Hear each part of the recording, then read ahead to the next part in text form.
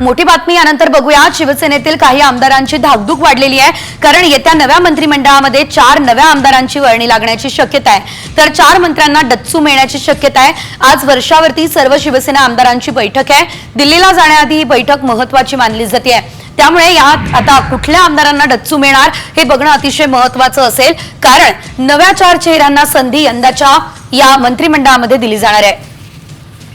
अधिकचे अपडेट आमचे प्रतिनिधी सूरज मसूरकर यांच्याकडून घेऊयात। सूरज, आपण बघू शकतो या ठिकाणी आता 4 नवीन चेहरे, अर्थातच 4 जणांना डच्चू मिळणार। कुणाकुणाची नावं सध्या चर्चेत आहे?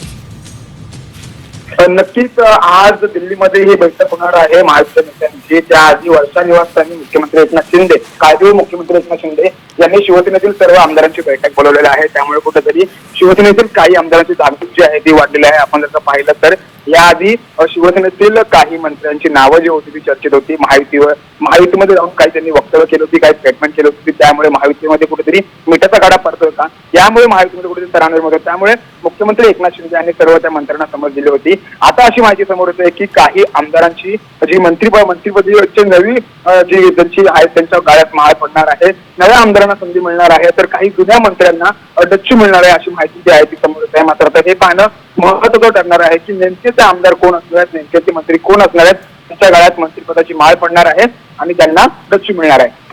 निश्चितच धन्यवाद सूरज दिलेल्या सर्व सविस्तर अपडेटसाठी। तर आपण बघू शकतोय यावेळेस आता साधारणतः 4 आमदारांना डच्चू मिळणार, तर 4 नवीन आमदारांची वर्णी यंदाच्या मंत्रिमंडळामध्ये लागणार आहे। त्यामुळे शिंदे नेमके कुणाला स्थान देणार हे बघणं अतिशय महत्त्वाचं असणार आहे।